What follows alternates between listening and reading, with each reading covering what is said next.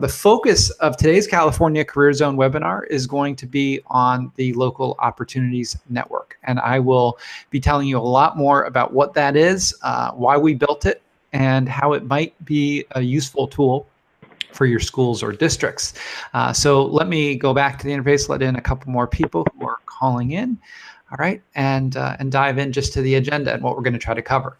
So in our time today, and we'll probably run between 30 and 45 minutes, no longer than that. And our goal is going to be first to cover a few of the basics of the California CareerZone for anyone who's a little less familiar, but not spend too much time on that. I'm assuming some level of familiarity with the CareerZone on this call. And if there is any questions about that, I've got other webinars and recordings that I can point people to. Then we're going to go into the Local Opportunities Network upgrade and show you what that is and why we built it and talk a little bit about it. And then we'll go into some of the 2018 enhancements to the system and then go into more features of the upgrade that if you are interested in the Local Opportunities Network and the rest of what we're doing in the upgraded version of the California CareerZone, I want you to see some more of what's there. And then of course we can go through questions and other things that people are wondering about. At a very high level, what I want you to know is the California CareerZone is a state-sponsored site. We've got a lot of features here that any teacher can access and any student can access statewide for free. So anything that we're going to talk about today is kind of the extra, the whipped cream and cherry on top. If there are features here that you think are really cool, then they are worth thinking about for a subscription. And we'll talk about pricing and how that all works. But at a very baseline, I want you to kind of keep a couple numbers in mind. For 350 students, we charge $1,000 for the upgrade, and then it's $2.75 for each additional student. So we'll get into that into more detail. But if you like what you see today, then you can certainly reach out to me and we can talk about pricing and figure out what your needs are. The very first thing you'll notice when we go to the California CareerZone and we're inside a local deployment, and a local deployment is a subscription deployment of the CareerZone, is that we're going to have a slightly different URL. In this demo version of what we've done, I've typed in local.careerzone.org just to kind of give you an idea of what that looks like. But the interface is very familiar. Your students aren't going to notice a huge change. Really, the changes that you'll notice for the most part are going to be with the teachers, the educators, the counselors, administrators. And the big thing that they will see is when they log in, they're going to see another tab appear, and it's going to be beside the Grow tab. As you all know, the system is organized with three main pathways, and the first is through sort of self-assessment. It's called Assess Yourself, and when students enter this section, they are brought to a number of self-assessments. And also, everyone, if I could just ask to please go on mute, because I'm not able to mute you from the presentation, but they can go through any of these self-assessments and begin to better understand who they are and how that relates to the kinds of work that they might want to do someday. They're also able to go directly into the budget tool. Budget tool is really popular with students and teachers. One of the reasons it's so popular is because we created many years ago this choose your lifestyle option. And this is so students can budget how much money they'll need. And in this case, they're able to select by a given county in the state, and we pull in the cost of living data in that county, and then they start making decisions. They'll tell the system, do they plan to, say, live with family or friends, rent an apartment, et cetera, and it almost feels like a TurboTax. They build up to a budget, and then we tell them what their monthly costs are going to be, and then in turn tell them what occupations will accommodate that budget. So you're going to find that there's going to be kids who don't know exactly what they want to do, but they do know how they want to live, and that tool helps them kind of go through that door first. And then, of course, students are always welcome to explore industry sectors. Go directly into these occupational clusters that are organized here, and then if they open up one of these, they'll be able to see some high-level data as it relates to trends, total annual openings, the recent graduates, the average wages. They can organize the occupations by fastest growing, highest paying, most employed, and they can get a lot more data. And of course, then they can dive into any one of these occupations, learn a lot more, give their own feedback as to their own rating, enter journals about it. All these should be features that you're somewhat familiar with at this point, but this is a really popular system inside the state. We launched it almost 14 years ago now, and it's only gotten better with age because we've been able to gather so much feedback from all of you around the state and improve the system. So it's in a really wonderful place. what's happened over the years is, as we've gotten feedback, we've made changes. And so we encourage you to continue to give us your feedback. One of those changes very recently is the addition of a language toggle. So if you haven't seen our updates on this, if you want to switch the system to Spanish language, you can do so just by clicking language, click Spanish, and it will switch the interface to Spanish for students who are more comfortable with the Spanish language. So that's a big change, and that just happened a few months ago, and there's a lot more to come. So that's a little bit of the sort of context for where we are. And what we've heard around the state, though, is that there are a lot of demands out there that the system, the baseline system, isn't necessarily meeting. And one of them within an individual LEA is, LCAP goals. And, there may be an LCAP goal that is around career readiness and a commitment to, working within a district and reaching a certain number of students and making sure that they do a set number of activities. And the system wasn't initially built to drive the kind of accountability that people have been asking us for. So that's why we created our upgrade to the system, which we called Local Career Pathways. And with that, we added a whole slew of reporting tools and administrative capabilities that weren't there before, and that allow you to kind of localize the deployment. And that's what we're going to review today, along with the Local Opportunities Network. So when you are subscribed, you sign in, and when you sign in, you get a new option, which is the ability to sign in with Google or Microsoft Office 365. We also recently introduced an integration with Clever.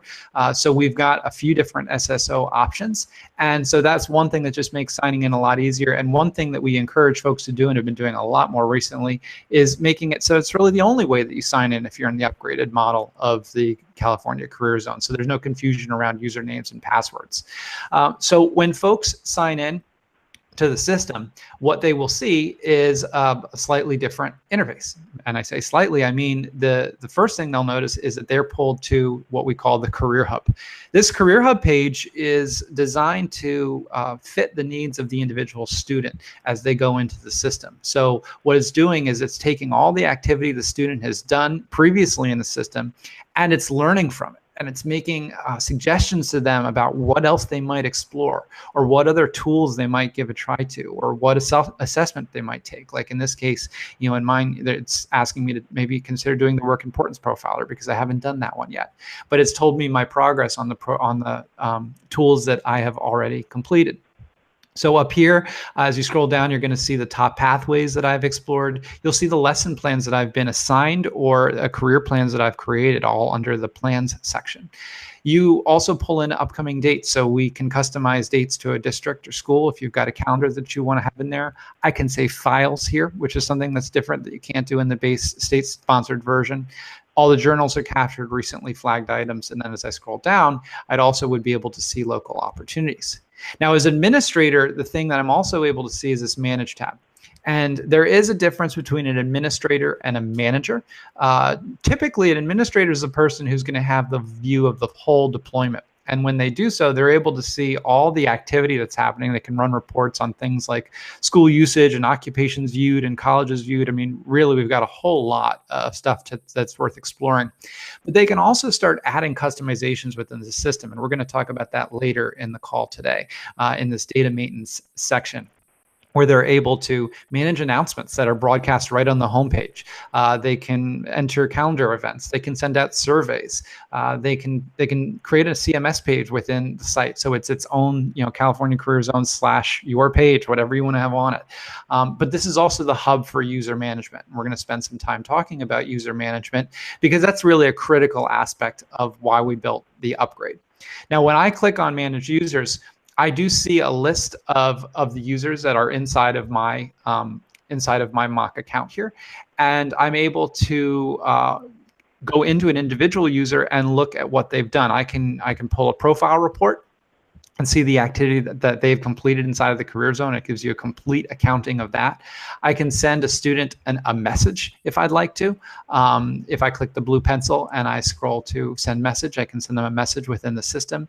I can edit the user if they've entered information that's incorrect, or if I'd like to adjust something, I can do that there. I can add files on their behalf. So there's a lot you can do with the individual user. You can also run reports in aggregate on individual users, like this dashboard report.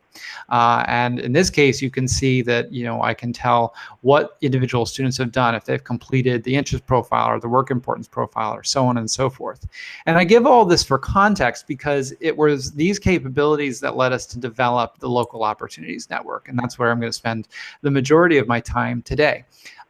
One thing that we heard from around the state was that these administrative tools that we had developed for subscribers were really, really helpful. But there was a need that was out there as it related to work-based learning that we hadn't yet addressed. And here was the problem that was being faced in Humboldt County in particular.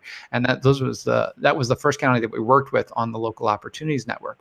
The challenge was that you had a central administrator in the county who was managing all of the work-based learning opportunities. So you had, over 100 different companies that had things like mentorships and job shadows and were doing different work with different schools around the district. And it was all kind of piecemeal and it was spread out. And it was up to that central administrator to manage everything essentially on a spreadsheet. So she had a list of all of her companies and what they were offering. And then of course she had all of her students.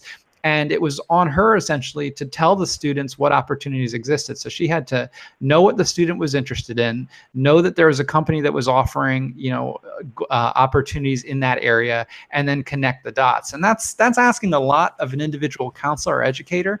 And what we thought as a team was this is something that we could help her address in Humboldt County. And so we developed the Local Opportunities Network. And I'm going to show you a little bit of what that looks like. This is the Humboldt County deployment of the California CareerZone. So they're in an upgraded deployment. And what you see as I scroll down is a new section on the homepage that hadn't been there before. And this section is called Local Opportunities. Now, on this section, you're going to see a bunch of different icons, and each icon is sort of representative of a different entity. Now, this icon on the far left, Education at Work, is actually Humboldt County's work-based learning program. So if I click on it, this is a profile that they created and is sort of always going to be pinned to that far left side of the display that tells students and teachers and companies all about this program, what they're trying to do, what their goals are, what makes a company eligible to participate in it.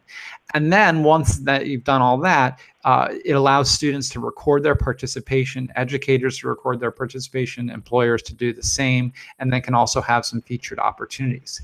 Now, the important things to point out about this page is this is a great best practice. If you decide to do the Local Opportunities Network and do this upgrade, the very first thing we'll recommend you do is create a profile for your program, sort of a home, if you will, to your local opportunities. These modules that you see on this page were customized by Humboldt County. You can actually replicate them and do exactly the same kinds of things with the ability to record participation, et cetera, or you can create some of your own modules on the page. And there's a lot of customization that's possible. But the reason why Humboldt County selected these surveys is because it was important for them to track participation. And this is going to be something that's increasingly important with the California School Dashboard. In the years to come, you're going to have more focus on work-based learning and tracking participation in those kinds of opportunities. So it's just something to think about, a best practice to put into place as you look ahead. Now, a student, when they're thinking about local opportunities, they've got a lot of ways to discover those local opportunities. Now, the first thing they could do is they could scroll down on the homepage and view all, and they would see all of the companies that have signed in. There's 112 results, and they can start looking at different companies, and they can filter them by California industry sector, by location, by type of involvement. And type of involvement would be, well, hey, I want a job shadow, or I want a mentor, et cetera. So they can make that selection. All right. So if they want to, they can filter down the results. Now, when they select on an individual opportunity, and I'm going to look at Lego Associates as an example here, what they see is a company profile. This company profile is created by either the central administrator of your work-based learning program or the company, but always has to be approved by a central administrator. And in fact, participation on the system is dependent on the approval of whoever is managing it from within the district or school, right? So that's an important point to make. It's not as though a company can just create a profile and just be on the system without going through an approval process first. But once they create a profile, the information that they enter is, again, it's customized by you. So you determine if you want to have a section that's about the company. That makes sense, probably a good idea. But maybe you don't want to actually have contact information. Some districts and counties may elect not to have contact information because they want all that to be managed by the central administrator in the school or district. That's up to you. The other thing that you see here is LACO has pointed out, and we have ways to do this. They pointed out what occupations they employ. So you see civil engineers, environmental engineers, executive secretaries, etc. So if I click on civil engineers, let's imagine for a moment that a student had been exploring in the California Career Zone and had just discovered civil engineers on their own, completely independent of any knowledge or understanding that there might be local opportunities. As they explore this opportunity and they look through this and they scroll down, they're going to see a lot of information in the occupation profile, things that we've reviewed in the past, you know, what is done within that occupation, the education that's required, the wages, etc. But when they scroll down, they're also going to see companies employing this occupation. This is a section that's new, and it's absolutely dependent on the fact that, you know, Humboldt County has this local opportunities network, and they're able to see, oh wow, LACO, that's a local company. I'm going to click on that, and I'm going to learn about the fact that LACO is near me, that they've got local opportunities, and that there's actually a contact information, that this may be an environment where I could do some work-based learning. So this is a really important part of, you know, we call this bidirectional linkage of allowing the student to go from curiosity and exploration and, you know, budding passion for an individual occupation to actually now being able to envision, oh wow, I can go and maybe look into a summer job or an apprenticeship at one of the companies near me. So that's a fairly big deal, and it's one of the ways that we make all these opportunities discoverable. But like I said, for a Humboldt County student, there are a couple ways that they're going to find things. They can go through and they can sort, or just in their normal exploration, they're going to find those local opportunities populated for them. And then lastly, I showed it to you briefly before, but when we were in that career hub, that's their landing page when they go to the Humboldt County site. So for them, if they've got relevant local opportunities, they're going to show up right on their career hub, right at the very bottom. So we've got a lot of ways, and that tackles a big challenge that we've heard from around the state, which is that you've got great opportunities, but it's kind of hard to let all the kids know what's out there. And this is kind of a really nice broadcasting mechanism for that purpose. So I'm going to take a quick pause and take a look back at the Hangout, see if there's any questions in the chat window. And of course, no, it doesn't look like there are any there. And if anyone has any questions right now, you can go off mute and ask me. Okay, sounds like we're okay. And like I said, if you have any that come to mind, pop them into the chat window and I'll come back to that and take a look. Okay, so say you do sign on and say you are interested in kind of building out this local opportunities network. Well, how would you go about doing it? Well, the way you do it is you go to the Manage tab. And the very first thing you do is go to Manage Local Opportunities. When you go to Manage Local Opportunities, you're going to see the opportunities that you've already created, but you can also just create one by adding one right here. You know, I'm typing a new opportunity. I'm going to say that it's a company. I'm going to create it. All right, and now I'm going to be dropped into a series of fields that are going to allow me to basically build out this profile. You know, new company.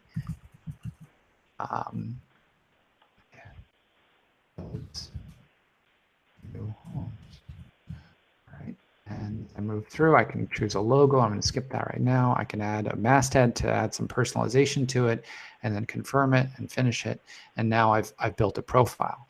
Now, once the profile is built, I'm actually able to do a lot more with it. So I just added basically the sort of baseline information that was needed to give it sort of a placeholder in the system.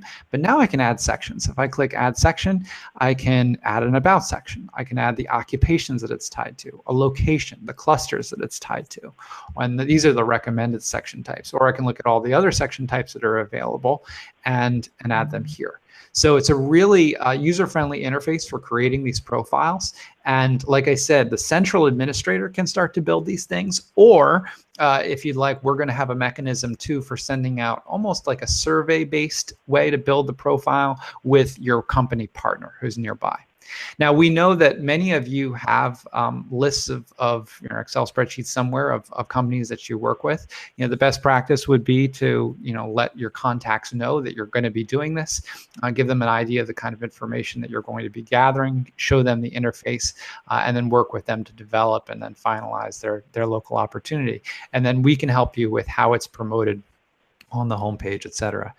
We're going to be adding a lot more information in the statistics section, which would allow you to see, how many students are clicking on an opportunity, et cetera. And then you could, of course, go back and look at the rest of the local opportunities that you've populated in the system. So this is one of the key things that's within the Manage tab for our subscribers, is managing local opportunities. You build this out, one profile at a time, and you work with your local partners to do so. But for all the work that goes into it at the front end in developing these things, it's something that's going to stick with you for a long time to come, right? So in the years ahead, you'll have established profiles that are very easy to revise, change contact information, change occupations, or change opportunities that are publicized there. And you now have a really nice network of work-based learning opportunities for students to go out and find. Okay, so that's the work-based learning system. That is Local Opportunities and Local Opportunities Network. And we hope that it meets a demand for some of you out there, just as it has in Humboldt County. We're talking to other counties around the state about this as a system. And in terms of deployment, I think deploying at a county-wide level is a great idea, and getting multiple districts on board, because in that way you're pulling the best of the contacts that you have, the best sort of relationships that you have around, and you're letting every student have access to every opportunity. And I think that's probably the most democratic way to think about it. But at the same time, we know that there are schools that have their own very close relationships, and they may decide that they want to just deploy the Local Opportunities Network within a school, and that's possible as well. So just some things to think about, and obviously we're happy to work with you and share more about how all of this can work. Okay, so I'm going to shift gears now and be sure to cover some more of the features that are inside of the subscription. So you've seen now that you can build out this Local Opportunities Network, but you're probably wondering, well, what else can I do inside of the system? And under the Manage tab, you will see in the data maintenance section a lot of things that you can manage, it says. And I want to show you what those actually are. For the first, it says Manage Resources. Well, what are resources? If you go to the Decide tab, you will find additional resources under Branch Out. And if I click on that, you'll see that there are some standard additional resources that are here, but this is customizable. You can add resources to this page for your school or district, especially if you've got a program or a set of links that you are constantly sharing out with teachers and students. These can be on this resources page, so that's one of the things that you can customize. As you scroll down, the FAQ, if you're wondering what that is, that's in the help section of the site. So if I scroll down and see help support and I click here, you'll find the FAQ here, but you can customize this. You can add to this list if you've got specific district or school level FAQs that you want to add. You can put that in as well. Announcements is a really nice way if you've got, say, a job fair or something coming up that you want to make sure you broadcast to everybody. You add a new announcement by scrolling down and clicking that button at the very bottom, job fair coming up. And I'm just going to show you how I do this. And then I'm going to broadcast it on the home page. I'll set an expiration for tomorrow. I'll delete it in a moment. Come to the job fair, and then I will create the announcement. It's that simple. And now when a student goes to your deployment of the California Career Zone, they're going to see your announcement right on the homepage. And they can close it out if they want, but it's there, and it's a really nice way to get the message out about anything that's forthcoming. And then you can easily delete an announcement that you've created. As we scroll down, CMS is an interesting option. So if you want to create a page within the California Career Zone that is totally your page, like a home page within the site for your school or district, maybe you want to supplement the information that's on the California Career Zone. Maybe you want to connect to different common applications or something like that. You can do that here. And we've got some example pages that you could use or modify, but you can also create new pages as well. So it's just an option for people who want to geek out and make the California Career Zone even more their own. They can do that. As you continue to scroll down, you can add events. You can create surveys for students and deploy surveys to everyone that you're managing. And so that's something else that you can do. Now, in the Manage Users section, this is probably where you'll spend the majority of your time as an administrator, is actually with all of the students that you have in here. And the things to point out that are really important is you can search for individual students really easily. If you start typing in a name, you'll find them here, and then you can pull them up and you can look at their information. You can do the same thing with groups. So if you've created a group, you can, and I don't know if we've created a group. Oh, we did. So if you've created a group inside of this system, you can look up the students who are listed inside of that. So that's an option for you to look up by group. And if you do that, you can run reports on the students inside of that group. We also have a couple of sort of default settings. So as you upload users or you have users that you're managing inside the system, you can sort them by graduation year, and you can also sort them by the user type. Students, managers, administrators, and the like. We've talked about sending messages. You can send an individual message to a student, or if you want, you can send a message to all of the students. In this case, it says send a message to 82 selected users. So say I had a group of 82 users that I wanted to send a message to. I'd type in the group, I'd hit that little envelope icon and send the message, and that'd be one of the ways I do that. Another great feature of this upgrade is that what we've done is we've pulled in the Kern lesson plans. Many of you are familiar with the Kern site, and if we scroll and look to the next page, here we go.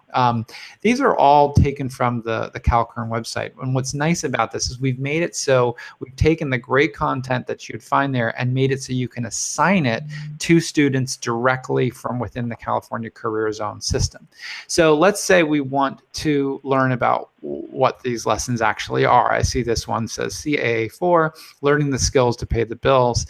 What is that? I'm kind of curious. So I click on actions, I click on learn, and this is going to give me a full outline of what the lesson plan is for the teacher. This is for the teacher or counselor, just to know what the lesson plan actually is, the materials that will be needed, the California standards that it aligns to, the vocabulary that's used, the procedures, sort of the step-by-step of what you'll want to do and how you're going to want to assign tasks, the amount of time it'll take. So we've got a lot of information to really give the teacher the confidence to deliver this lesson to the student.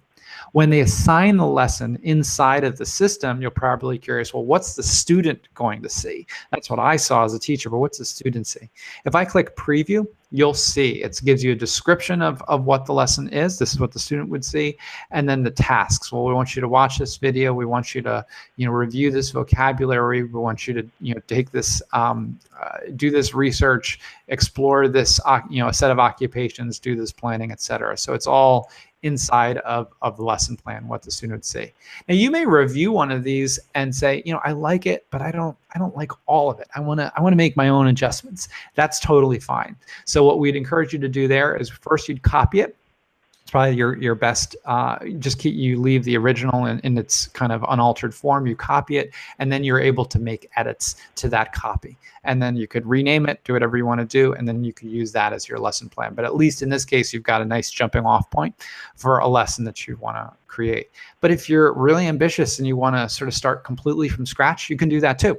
If you click create a lesson, you begin to fill in a lesson name, the educator description, that's the outline that I showed you first. Then here's the student description. You select a minimum grade and then maybe a maximum grade for when it might be assigned. You save the lesson, and once you've done that, it's going to allow you to fill in a number of tasks. Those tasks might be your own tasks, such as, hey, write an essay about your favorite occupation and your plan for going out and attaining it. But it may also be activities from within the system. It might be, hey, do an interest profile, do the 60-question, interest profiler, and tell us about the results. So you've got a lot of options to assign tasks both within the system, but also outside the system as well. So that's lesson plans. And if you want to assign a lesson plan, you go back to your Manage Users page. And if you select an individual student, so I'm going to pull up my name again. And if I wanted to assign just a lesson to me, I'd pull up my name, I'd click this little notebook icon, that's the lesson icon. I'd find the lesson that I want to assign.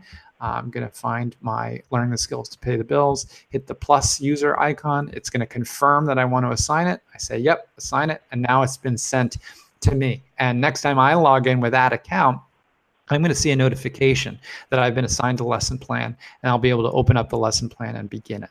All right, so that's something that you can do there. Now, if you wanted to assign a lesson to everybody, everyone in the system or a group, you could either type in the group at the very top, or with all the users pulled up, I'd hit the notebook icon again, select a lesson, and once I did that, it's going to tell me, do you want to assign this to all 82 users? I would hit OK. I'm not going to do that here, but I'll cancel it. But that's how you would assign the lesson to an entire cohort if that was what you were interested in doing.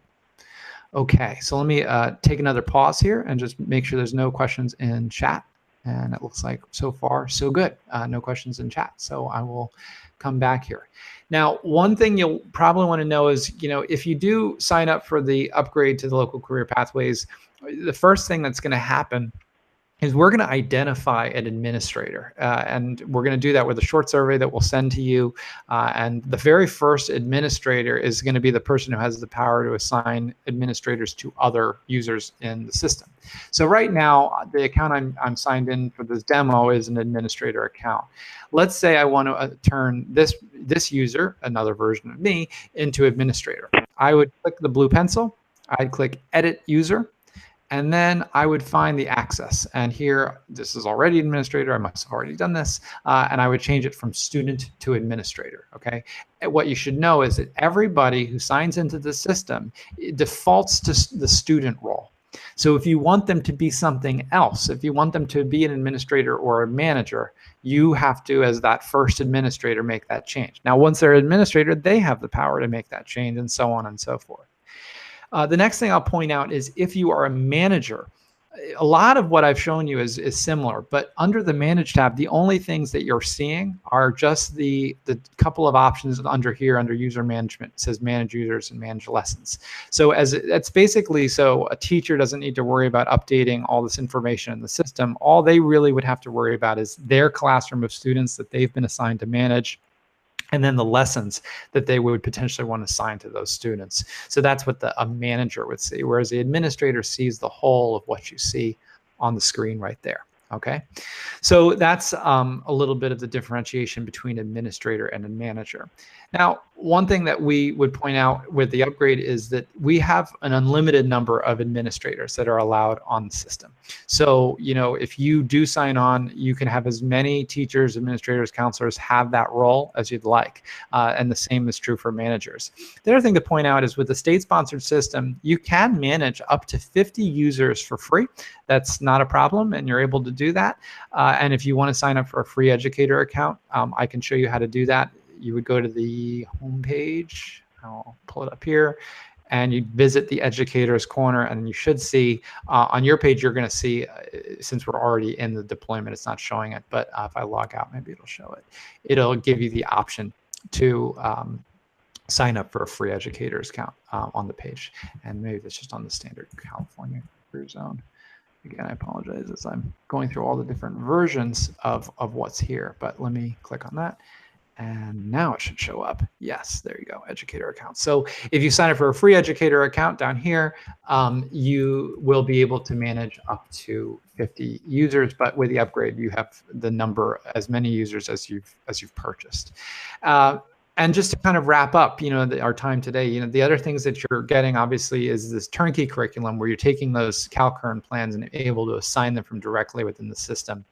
You have local wage data that's pulled in for a given district. So it's going to know where you are, and it's going to, in turn, when it shows an occupation, it's going to show you wages for that particular area. So that can be a nice thing. So students have more of a local sense of how much things would pay or cost, et cetera. And then a single sign-on just makes the sign-in a lot more convenient. And as I mentioned before, you can do that with Google, you can do it with Microsoft, or now Clever as well. So those are some of the benefits and some of the things that would come to you.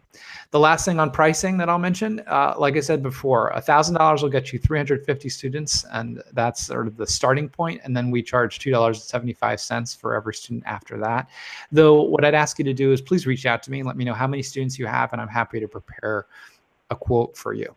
And as we roll out more features to the California Career Zone, both to the state-sponsored side and to the upgrade side, we will let you know what those are and tell you more about them. I will prepare a recording of today's call just so you're able to reference different things and make sure that you're up to speed if you have any other kind of questions on what we did. But that is all the content I hoped to cover today. I'm Blair Dorr. I'm head of partnerships at Headed To, and we power the California Career Zone. Feel free to email me. I'm blair@headed2.com. And before I say goodbye, let me look one last time at the chat window. It looks like we're good. Thank you so much for joining the call, and I hope you all have a great rest of your week.